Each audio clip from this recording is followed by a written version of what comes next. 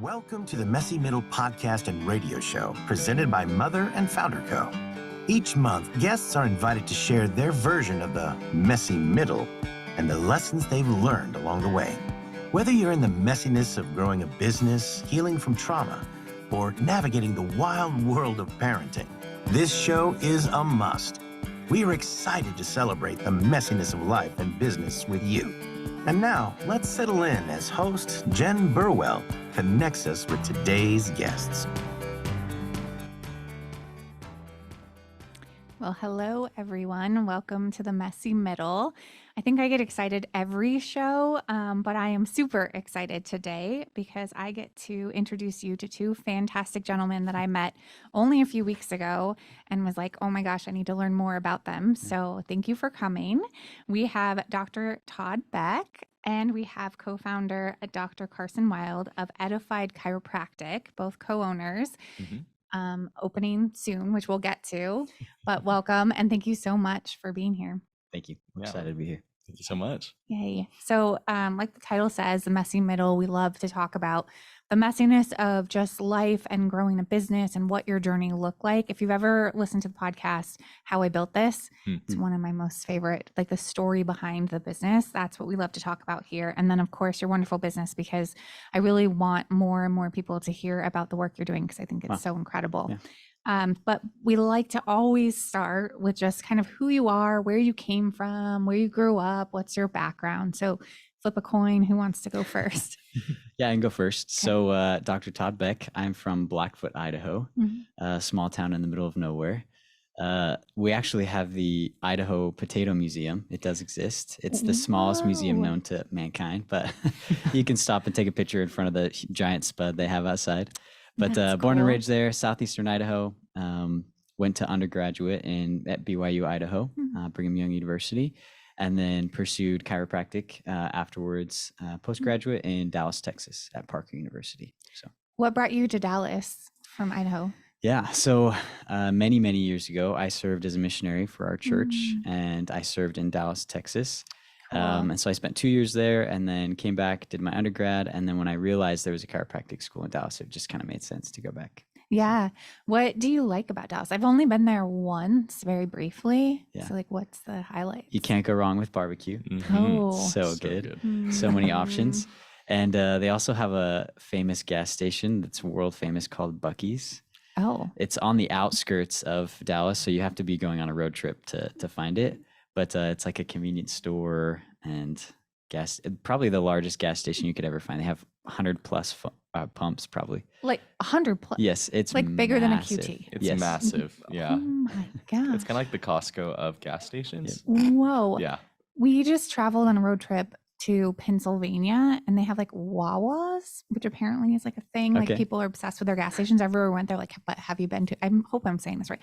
Have you been to a Wawa? Like, I don't know what that is, but when I saw it, it was like huge and big. Like you could get anything. There was like restaurants inside the gas station. Yeah. Everything made in store. Yeah, probably pretty comparable to Buc-ee's. Yeah. When my parents went to visit Dallas, that was their favorite part. I mean, we saw so many cool things, right? We saw historical sites. We saw did different fun activities in Buc-ee's. The gas station was their favorite spot. So that's amazing. Great. Thank you for sharing. All right, Dr. Carson. Yeah. So I am originally from Pleasant Grove, Utah. Fifth of 8 kids, came from a big family. Wow. And that's, where I grew up. Loved it. My father is actually a chiropractor. And so I was blessed to, experience chiropractic care my entire life. And it was when I was in my undergrad at BYU in Provo that I decided to pursue chiropractic as a profession. And so similarly, moved out to Dallas. I explored the campus, got a tour of the facilities, and just got to know Parker University, where we went, a little bit better. Had heard great things from everyone from Texas, how much they love Texas. Yeah. And sure enough, recognizing that it was a warmer climate than Utah, great school, and then tried some barbecue on my way out. And I was like, this is the place to be. Yeah. It's funny when you just like know, right? Did you tour multiple schools when you were looking for chiropractic schools?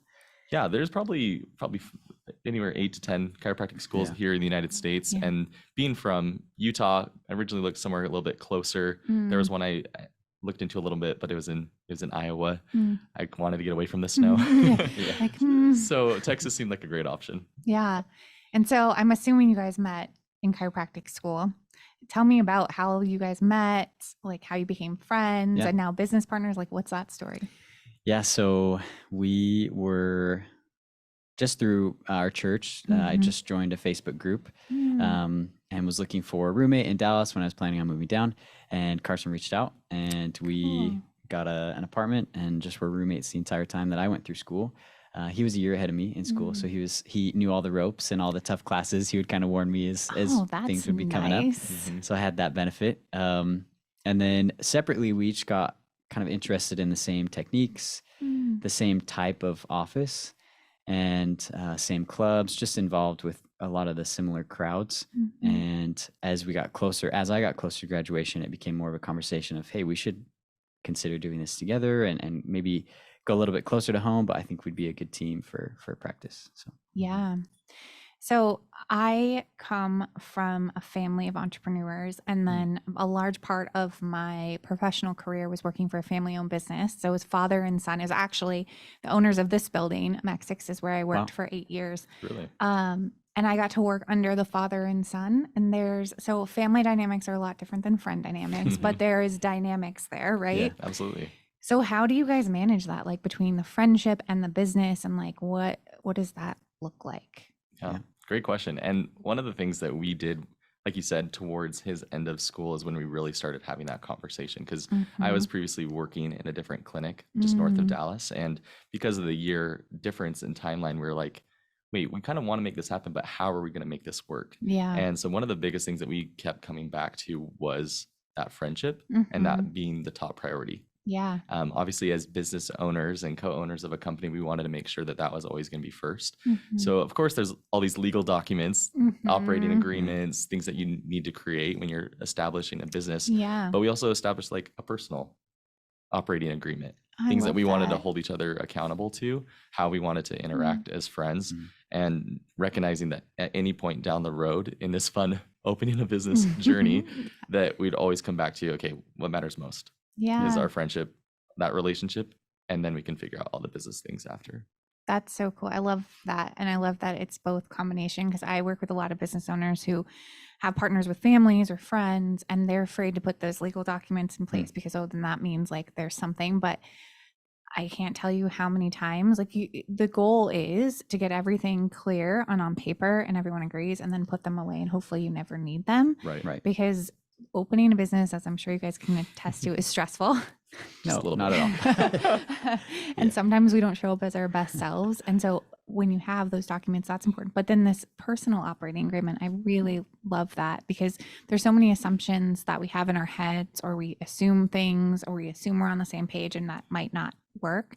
I have another business that I do with one of my really good friends, and we don't have a personal operating agreement, but you're inspiring me because our friendship, like you built when you really care about people, right? You don't want it to get ruined by business or whatever. Absolutely. So it's so cool that you guys have that And foundation. it's just the idea of having the tough conversations before they become a tough conversation. You know, we had some really candid conversations about, okay, what does it look like in 5 years? What does it look like in 10 years? How is our dynamic going to change? How is the office going to change? And so it was just good to sit down and put it on paper, and then go back later and say, okay, we talked about this, you know, what did we decide at this time that we were going to do to resolve this? So good. I think that's a really smart idea for you guys.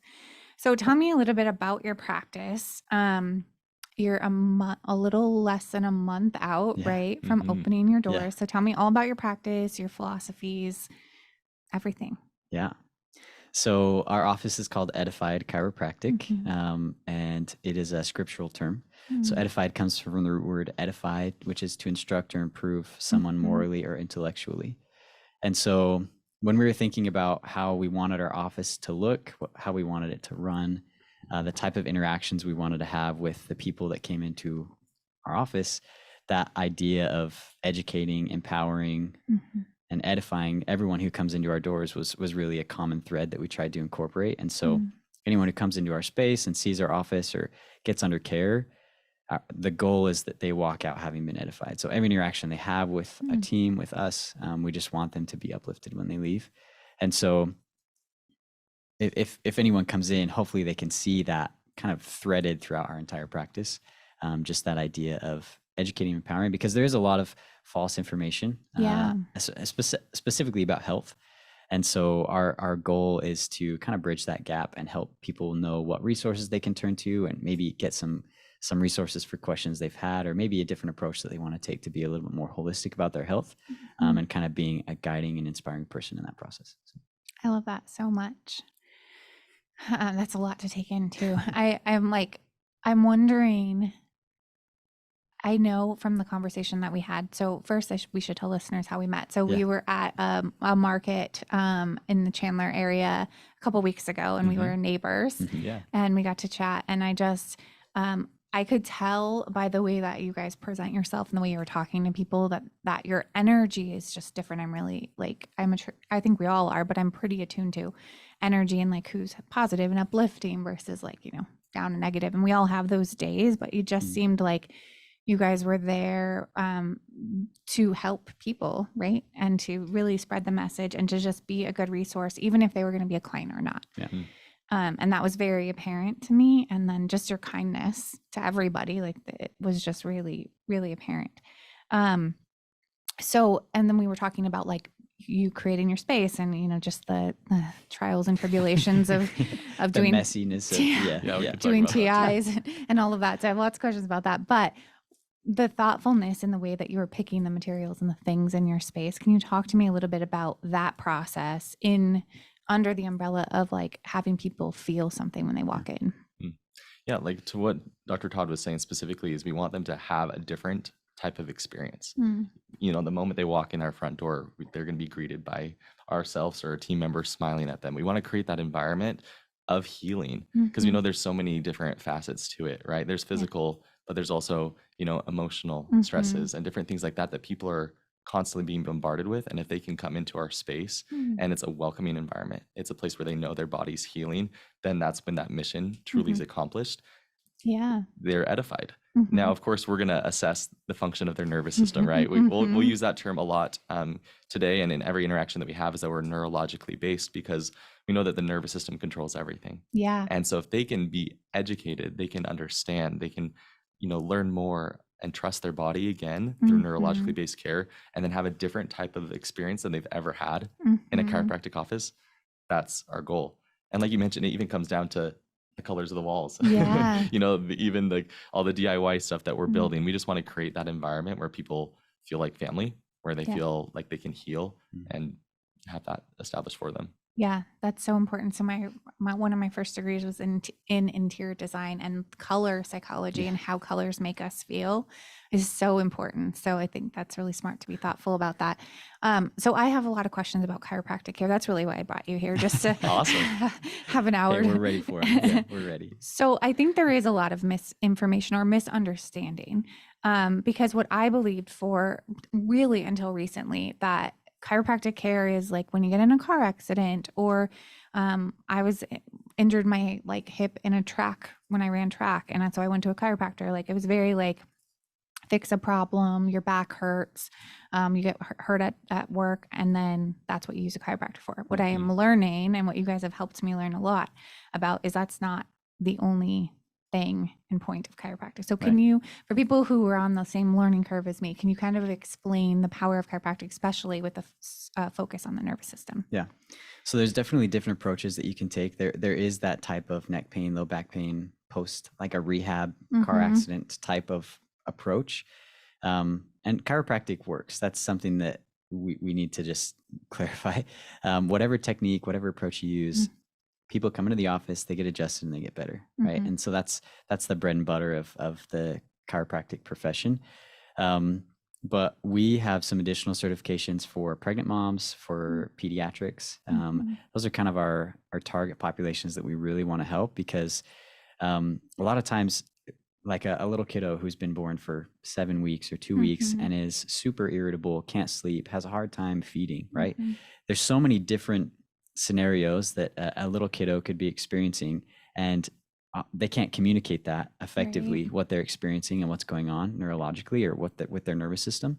And so in our office, we want to be neurologically based and take a neurological approach. And so we actually have technology in our office that is specific to assessing the nervous system. And it's safe for everybody, kiddos, pregnant moms, grandma and grandpa, everyone in between, right? And so on the first day in the office, our practice members are going to come in and they're going to receive 3 different assessments that kind of give us a snapshot of how their nervous system is adapting to stress. It's very safe, non-invasive, and it's before they get adjusted, right? So that first day is really just for us to data collect and make sure that we have a good understanding of any past traumas or current stresses or past stresses that are contributing to how their nervous system is responding.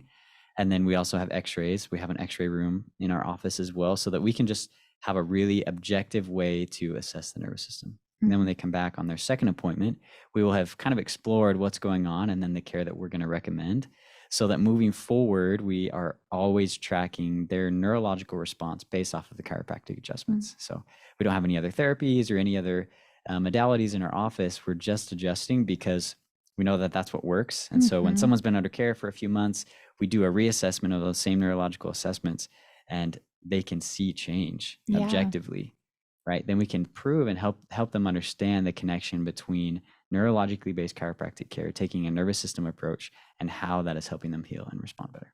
That's so awesome. I have a lot more questions, but my first question is in my circles, my friend circles, and in my profession, I have a lot of new moms, and many of my friends are becoming more open to chiropractic care for their newborn because of the reasons you mentioned. But I have a lot of people who are like, that scares me to death. So what would you say to a new mom who has a baby who's experiencing some of those things, like just irritability, not feeding, like some things that are a little above like baseline newborn stuff? And so 2 questions. 1, what would you say to that mom? And then 2, do you recommend chiropractic care for every newborn? Great questions. Yeah, to start to the first one, I'd say we always lead with education, right? Like Dr. Todd mentioned, we know that the birth process can be traumatic, not only for mom, but very traumatic for baby as well. And so in that educating, we truly open their eyes to the stresses that are currently being placed on their baby. Because I think as a community, or as, as population as a whole, we kind of expect, like, oh, babies are just irritable. We accept that as normal, right? Oh, my baby was colicky for the entire... They'll grow out of it. Right. They'll grow out of it. Well, the thing is, we know that people don't grow out of these dysfunctions. They just grow into something different. So what that looks like as somebody as a 2-year-old versus a 5-year-old, right? It becomes more of like maybe a sensory thing, or the other health concerns that truly stem from those initial disruptions in their nervous system that just weren't checked. And so we want to educate and allow them to see, okay, just because I was told some of these things my baby is experiencing are normal, it's not. You know, babies are designed to do 3 things: eat, sleep, and poop. We joke with parents all the time that that sounds about right. That's about right. Those are their 3 main goals. And if there's anything that's disrupting those 3 things, we'd love to get their nervous systems checked. And so it's a different approach from, like you mentioned kind of earlier, more of a pain-based reason to see a chiropractor, but function, where you don't chase symptoms, we chase dysfunctions, we measure that, and we see that improvement in even newborns. And to your second question, should all newborns be checked? Absolutely. Like, did they have stress on their nervous system while they were being born? They did. No matter what type of birth it was, whether it was a home birth, whether it was more of like a natural water birth, or if they were even, had a C-section, or there was an intervention, even more reason for them to get checked. Yeah, that's a good point, because what I've heard too in some of my mom circles is, well, I had a C-section, so the baby didn't necessarily experience trauma coming out of the birth canal. But I've had experienced birth both ways, and I would say that both babies had an impact on their nervous system, right? Because I can't imagine like being surgically removed from somebody would be. And to that point, you ask somebody, well, have you seen a video of a C-section? It's very traumatic, right? And there's so much twisting and turning on baby's neck just to get them into this world. And we're happy that they made it. We know there's a time and a place for modern medicine, for sure, and for different procedures and things like that. But based on those videos, you would assume, their nervous system definitely needs to be checked. And for a mom who might be nervous about chiropractic care, the great thing about our office and our approach is that we have the assessments that allow for us to, before any adjusting has occurred, we're able to see if there's any stress on the nervous system, and then help pour into them and educate them about how pediatric chiropractic care is different from adjusting an adult, right? It's much more like checking the ripeness of an avocado or a tomato. And so our approach and the training that we have helps us be very distinct and very different because we understand what it's like to build trust with a 2-year-old that might have stranger danger mentality, you know? Yeah, for sure. And so just establishing trust and helping build not only for the patient, the kiddo, but also for mom and dad is huge. Yeah. So how did you guys get interested in this modality of chiropractic? Like where's the passion? Like why is this passion here for both of you? Yeah, we had some great mentors in chiropractic school who it seems so simple, right? There's so many different approaches within the profession, and you can have so many different types of therapies and techniques. And we were fortunate enough to be really rub shoulders with some offices and some docs who just adjust, and they believe in the principle of chiropractic and what it was designed to originally do, right? The philosophy and that was just seeing it in action, right? Seeing an office that doesn't have to have all these different things, that is able to just focus on the one thing that we went to school for, that we were trained for, and then to become an absolute expert at just that and see miracles and have people who have really given up hope about their health and maybe something that they've dealt with for years, and being able to see a successful practice just based around that was really inspiring for me. And I know it was for Dr. Carson. And that was one of the clinics the clinic that he was working in after he graduated was very focused on the principle of chiropractic. And it just kind of lit a fire in us. And we were like, man, we could do this. You know, we could bring this to an area that doesn't have it and really make an impact. That's really cool. So by saying that, is it not common in Arizona, your modality? Is this a new So the technique that we use in our office, I would say it's definitely not super common. In the Valley, there are some other offices that use the technique that we use. So the technique that we use is called torque release technique, or TRT for short. It is a very neurologically based or focused approach and analysis to measuring and seeing how the nervous system's functioning during each and every adjustment. And so to kind of explain it briefly, the patient practice member would be laying down in a face down neutral position on the table. We actually check a reflex at their ankle, right? We push down on their feet, activates what's called the Achilles tendon, sends a signal or a message all the way up to the brain and all the way back down. And we're actually able to check that reflex, similar to kind of like that knee-jerk reflex you do at the doctor. You're probably always asking, like, why did you just hit my knee? Cool, I get it, right? But what it allows us to see is how connected the brain and the nervous system truly is. And then after we've checked that reflex, we'll then do a kind of a pressure test on different regions, different levels of the spine based on those scans, those technology points that we gathered from their very first day, right? On the most recent assessment, and see how that reflex improves. So we're able to truly see where to adjust and where not to adjust. And where your nervous system's stressed that day and where it's not. And so by focusing on those few individual areas, make the small adjustments. We actually use an instrument to provide the adjustment. It's called the integrator. And a couple things that we love about it. Number one is that it's very, very gentle to the touch. So it releases and fires at a really quick frequency, but that makes it very gentle for small kiddos as well as great-great-grandparents, right? It's also very specific. So we can individually contact just the one segment of the spine that needs to be adjusted. Wow. And then in addition to that, it's reliable. So between the two of us, we adjust the same way if we use that technique. And so they'll feel the exact same. You have two sets of eyes in your care, but overall the assessment is the exact same, and we get better results because of that. And so as we make those few adjustments, we make those few changes, and that's all that's needed. And then what we know is that the body then takes over. The body was designed to heal from the inside out, and the true magic happens between those visits in our office as the body self-heals, self-adapts, and makes those changes it needs to. That's so cool. I'm like processing all of that information. It is a lot, but it's really powerful. So for those who may not be familiar with the role that your nervous system plays in your body, in your life, can you talk to us a little bit about that? And for the person who's like, well, why wouldn't I just fix my back pain? Like, why am I not going after symptoms versus the nervous system. Like Yeah. maybe even what is a nervous system? Why is it important? And why should we care about it? Yeah. So think about the fact that your heart is beating, your lungs are breathing, your stomach digests the food that you consume. Thousands of other functions occur without you having to consciously think for them to happen, right? And that's because your nervous system is the master system of the entire body, right? Your brain kind of acts as the control center of your nervous system. And you can think of the nerves as the roadways or pathways that take messages from brain to body. And what can happen as we go through life is our bones can actually come out of proper alignment.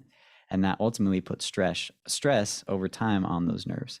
And so it's like a roadblock, right? The message that brain is trying to deliver via that nerve is unable to get through. There's aches, pains, and ultimately some form of dysfunction. So the approach of neurologically based chiropractic care is to determine where those disconnections or roadblocks are, and then with very gentle and very specific chiropractic adjustments, alleviate the pressure over those nerves. And this is not a quick fix model, right? This is not a one and done. You come in, get adjusted once, and you're healed, right? Think about the fact, let's say you got in a car accident 10 years ago, and the trauma that had on your nervous system. And 10 years later, now you're seeking chiropractic care, right? You go in, you get adjusted. Your body has grown, your nervous system has grown accustomed to the way that it's been positioned for 10 years, right? And so we adjust your nervous system, we adjust your spine once, and you feel great for a couple of days, and then you come back and you feel that you've kind of gone back to where you were before. And that's because the ligaments, the muscles, the tissues surrounding that area have grown accustomed to where they were. And so when we reposition it with our technique, you feel uncomfortable. There might be a little bit of discomfort. You might feel sore, and then a few days later, the segments within your spine want to pull you back into that position you were before. And so this idea of a rate and rhythm that's consistent with the stress that your nervous system is experiencing is super important. And that's why we want to be very preventative in the way we approach and a very wellness-based clinic. This idea of getting on a rate and rhythm that allows for your nervous system to respond and adapt to the stress that you're being placed with or that you're experiencing, to really see your health flourish. That's awesome. Yeah. The nervous system, like you said, is so important. And I think you get used to a state, right? Like sometimes when you're in so much pain and you don't even realize how much pain you're in because you just kind of adapt and you're used to it. And what a gift it would be to have that care for younger kiddos whose bodies doesn't have time to like get stuck in different positions. So I want to talk a little bit about what we talked about at the expo.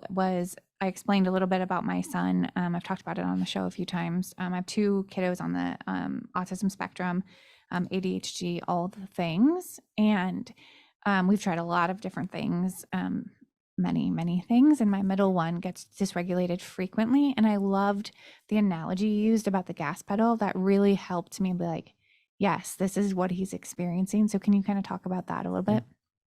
Yeah. So one thing that we like to relate, like you said, the nervous system to is a gas pedal or the brake pedal in a car, right? We know that when you're laying on the gas, you're accelerating super fast, right? We compare that to the side of our nervous system that we call the sympathetic side of our autonomic nervous system.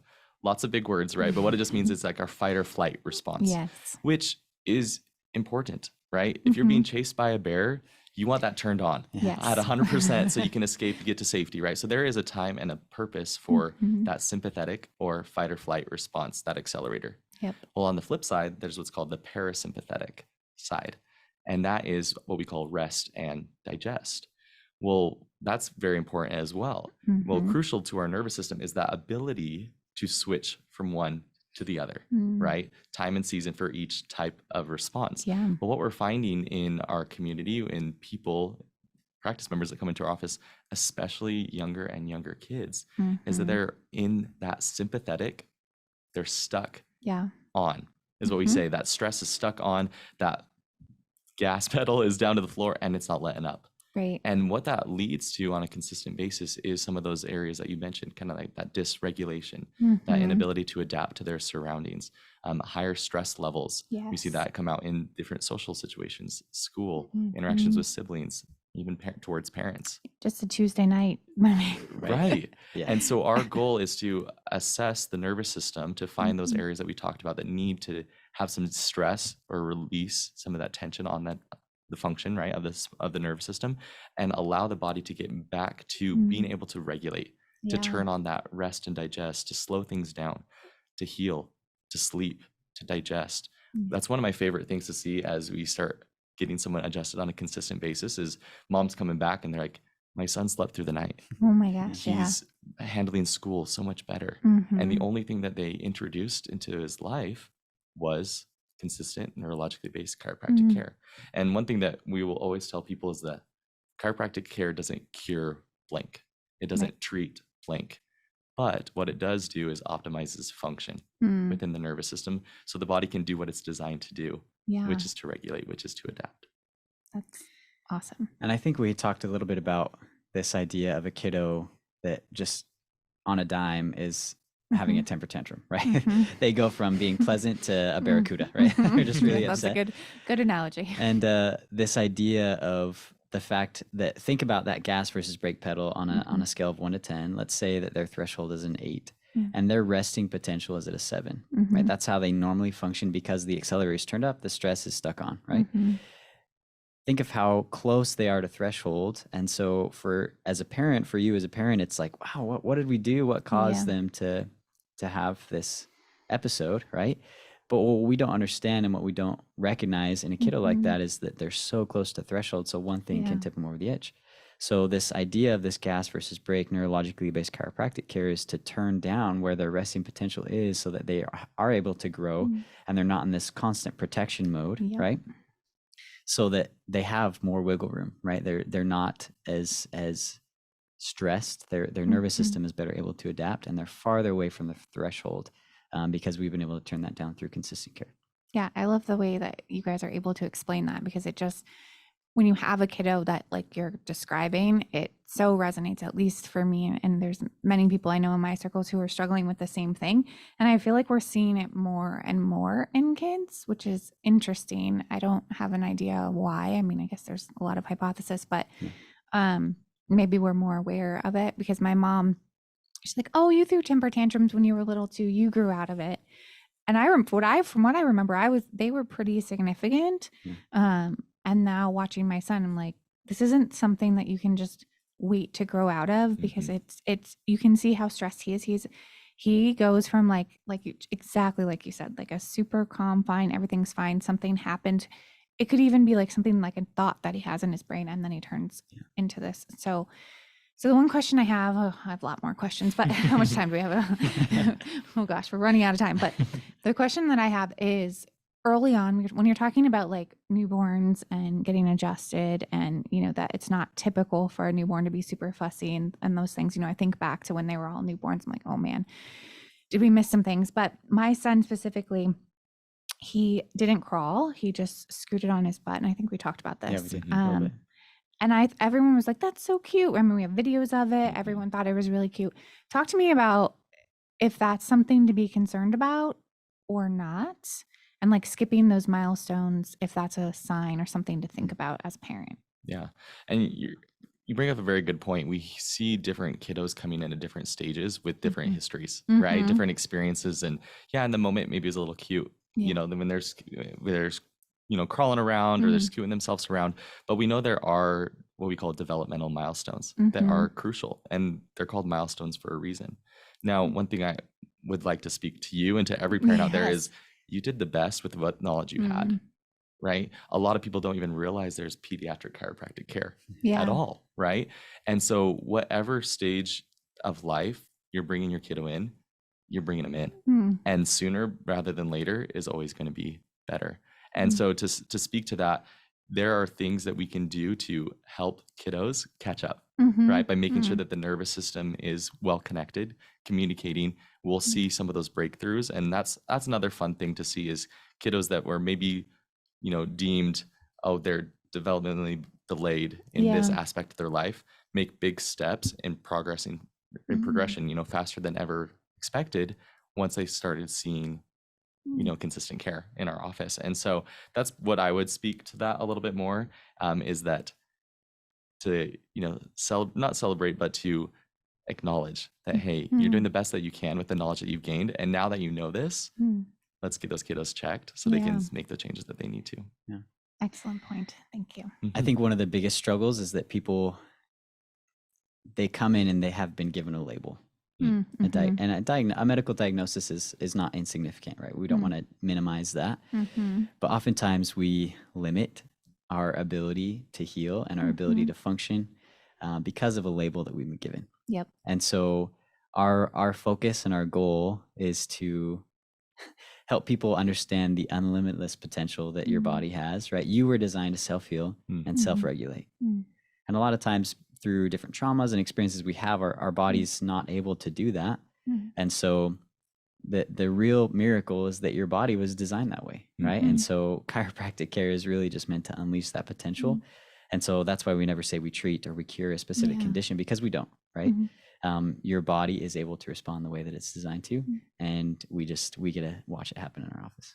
I love that so much. And I think that's important because I've experienced that in my own life, that labels they serve a purpose and a role.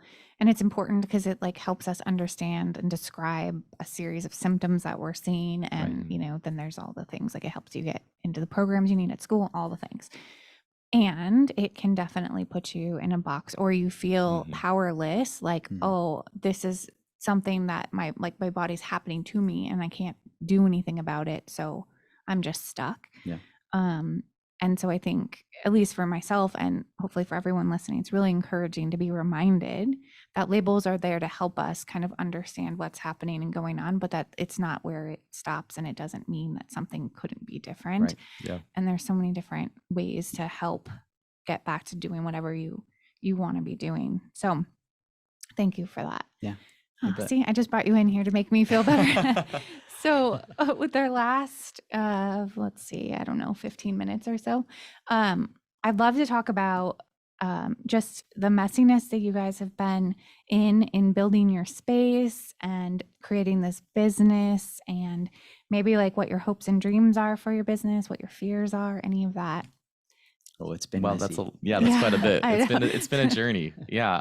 One thing that we touched on earlier is that we had decided that we wanted to open together around this time last year, and I know, anniversary, kind of excited, right? No. So I was still currently working at that other office, and so one of the first things that we kind of encountered was this timeline. Yeah. Where I'm finishing up a contract in Texas. Dr. Todd moved here in January of this year to start the networking process and starting to put, work in here in Arizona. And truly just, that was one of the first things that we encountered, right? Was working me somewhat remotely, flying out only a few times throughout the year, every other month, just trying to get here, but just being able to communicate and talk through a situation that some would say wasn't ideal, right? Logistically. And I think we've learned that even after moving here, that's part of the process. Is there's the ideal, there's what we think is going to happen, how everything's going to line up, whether that's the construction side of things, whether that's the networking side of things, whether that's even technology, right? There's always going to be hiccups, but recognizing that throughout that process, we could continue to like rely on each other and support each other and keep each other sane. He's really good at, calming me down when I'm stressed with something, even if it's a bench that we're building from scratch, and it's one of those things that understanding that the ideal doesn't always happen, but what our messy middle looks like is going to be our messy middle, and kind of owning that and growing with that. Yeah. One of the things that a good friend of mine said when I was really on that edge of like, do I start my own business? I have 3 kiddos, all this responsibility. Do I take the leap? What do I do? Was, you're going to have an amazing story to tell at some point. And like, this is all part of the story in your journey. And for me, it was like, if you're going to encourage other people to do this and like say, business and entrepreneurship and all the things, like get on your journey, because that's what you're supposed to be doing. And so just owning the, like, it's not going to be all sunshine and rainbows all the time. Right. But I do think having a partner really helps, because my business partner in my other business, she helps ground me so much. I'm the one who's like, everything. And she's like, okay, calm down. What do we need to do? I can relate. So I was just going to say, is that the dynamic here? Or Dr. Todd, do you get stressed as well? I feel like there's different. I think one of the coolest things in having a business partner is that we both have different strengths. And I think even throughout this year, as we've been preparing to get open, we've recognized some of the strengths that I have, and then also some of the weaknesses that I have that Dr. Carson would consider a strength. Nice. And so we have a lot of friends who have opened up themselves without a business partner. And so we kind of struggled with that a little bit too, because a lot of our mentors said, hey, you should do it alone. You should each open your own. And it just, looking back, hindsight is always 2020. Looking back, we're extremely grateful that we are, attacking it together, and that we're really going together as a team. But I definitely think that was something that we struggled with too, that it was just kind of not naysayers, because they, as mentors, they weren't naysayers, but they just they had a different story. And so kind of recognizing that our situation was unique to us, and that it was going to be inspiring in its own way, and it was going to be fun, and it was going to be challenging. And just to accept that and move forward, I think was a huge challenge. So I love that. And I think that's so powerful, is when you have people who either bend to where you want to go, or you have mentors that you greatly respect and they have a different opinion than yours. It can be really hard to decide to do something different. But the fact that you guys were able to just trust your gut and know what was right for you is really powerful, because sometimes that's really hard as a business owner, or just as a human. You also made me think, so my husband has recently come into my business, and now we're partners. And that provides a whole nother set of opportunities and potentially challenges. You're making me think about this operating agreement, because obviously our marriage is the most important. What advice would you have for me, newly forming a partnership with somebody that's obviously very important to me? So when we were creating our personal agreement with each other, we actually individually made notes of things that we wanted to discuss, things that we wanted to see in the office and in the practice. And then after we had each compiled a list, we brought that together into one. And then that was what helped us have really crucial conversations about, hey, what are we going to do about this? What are we going to do about this situation? Or if we have a disagreement, how are we going to come to, make a conclusion? And so I think that was really helpful for us, and just having the really tough conversations. But similar, kind of what Dr. Carson was talking about earlier, was that we know what's important. Our friendship and our relationship as friends is super important to us. And so there's not anything business-wise that we're going to let come between that. And so if there is a situation that's becoming an issue, we're good at, we just call it like it is, So if there's an issue that we're having, or if there's a frustration that we have, we're very willing to express that and then work through it as a team. And I think that's one of the biggest things. Yeah. And with that too, I feel like with the operating agreement, it almost gave us a set of like principles or values that we found common ground in. And so I think you and your husband would be able to do the same thing, obviously, with even this new business venture that you guys are going on, and then you can kind of fall back on those things. And so now we're going through the build out process and construction, and there are so many different decisions to be made. But then one thing that I love is that Dr. Todd will be like, okay, is this like a make or break type decision, or do we just need to pick something and move on? And that kind of helps us focus on what truly matters. Like we talked about the colors of the walls. Yeah, they're important. But if it's this color versus this color, that doesn't make a difference if someone's going to have a good experience interacting with us. Like what are those bigger decisions? Let's fall back on those things that we are in agreement and congruent on and move forward. And so I think it just makes every decision so much easier, so much more unifying for us, because we've already established that. Yeah. For sure. Those have been funny conversations where it's like we're like discussing something, and it's like, okay, does this really matter? Like, why are we spending so much time? Is someone that comes into our office going to be upset because we your did baseboard this? is square versus rounded? Exactly. Yes. It's a small detail, and then we just laugh about it. We're like, you're right. Let's just pick something. We feel good about it. Let's move on. Yes, it can get so overwhelming when you're building out a space with so many details and minutia. So it's good to see, like, pick your head up and see the forest through the trees. I think is the Sounds saying. about right. Yeah. There we go. Okay, so your office is opening officially next month, December 8th? December 5th. 5th. Yeah, Monday. Yeah. That Monday. Okay, and you're accepting appointments. You're accepting them now, right? Yeah. Okay, so tell everybody how they can get connected to you, how they can book appointments, talk to you, ask you questions, all the things. Awesome. So yeah, we are, like you said, starting to see people on December 5th. We are scheduling people. That's how we met you, right? At the event as a vendor. We're just trying to get out in the community and educate, and then give people the opportunity to learn more about their nervous system and come in. And so different ways you can reach out to us. Obviously, we have a website, www.edifiedchiroaz.com. You can learn more about our technique, what to expect on those first 2 initial visits, learn a little bit more about us and all the above. You can also check us out on social media, right? So Facebook, Edified Chiropractic, on Instagram, Edified Chiro AZ. And you can even give us a call, I guess, to give our number as well, 480-903-8008. We'd love to schedule an opportunity for you and your family to get your nervous systems checked and start chiropractic care. Awesome. And so if somebody has a question or is nervous, can they just reach out to you and shoot you a message? Yeah. So they could do that on social media. They could also do that on our website. We have an email listed as well if they'd feel more comfortable doing that. Cool. Plenty of different ways to contact us for questions. Wonderful. So I want to close with one last question. If you were to give advice to another fellow business owner or potential future business owner, what advice would you give them, or what resource? That's a great question. I should have given you some warning instead of just popping that on. First thing that comes to mind for myself, I'll let Dr. Todd answer as well, is to recognize that there's no growth in your comfort zone. I'll be totally honest. You reached out about this wonderful podcast, and initially I was like, oh, heck no, we are not doing that. That is not something that I'm super comfortable with. Yes. But he turned to me and he said, you know what? There's no growth inside your comfort zone. This is a wonderful opportunity, and we love connecting with you, Jen. And so for me, I was like, okay, you've convinced me. And it's one of those things that time and time again throughout this build out process is try something that's maybe a little uncomfortable. Go to that networking meeting, approach that bank for that loan. Every interaction that you have, it's a little uncomfortable, but looking back, it's all been worth it because we've seen the growth in us and even the people that we've reached that we maybe wouldn't have originally if we didn't have that mindset. I love that so much. I remind myself of that all the time because I think being an entrepreneur is never comfortable. Like I've been around them for my whole life, and I've never seen anyone like, oh, this is so comfortable.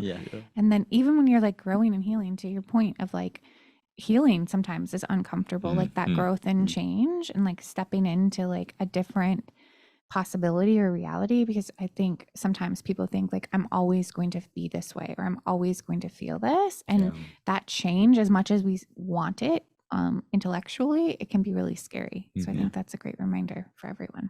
Thank you. I would say that it's really important to find a community and establish a network. We have some really great mentors who have continued to pour into us, and anytime we have a question, we reach out, hey, how do we handle this, or how do we take care of this situation? Or even, I mean, there's so many things.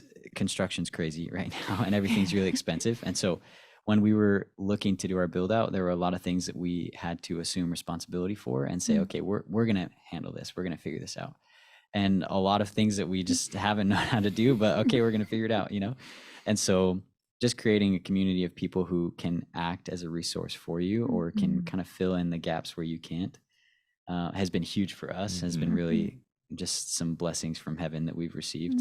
People have just walked into our lives, or people that we've met who have just really been incredible and really filled the gaps that, months ago we were like, okay, we're going to do this.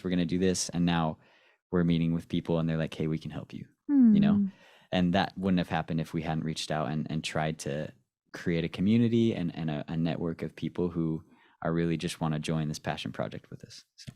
Absolutely. I think you guys do a beautiful job of explaining your mission, and there's so much heart behind what you're doing that I think it's easy for people to be like, yes, tell me how I can help. And you're so right. Community is so important. And sometimes we feel like we have to do this all alone, but when you connect and you pour into people just as much as they pour into you, then you're like, oh, wow, this is a lot easier than it would be because I have all these people showing up. So absolutely beautiful. Well, I think we are out of time. Thank you both for joining me. I love this conversation. Provided so much help. Thank you. It's been really fun to be here. Absolutely. Thanks, guys. Thank you.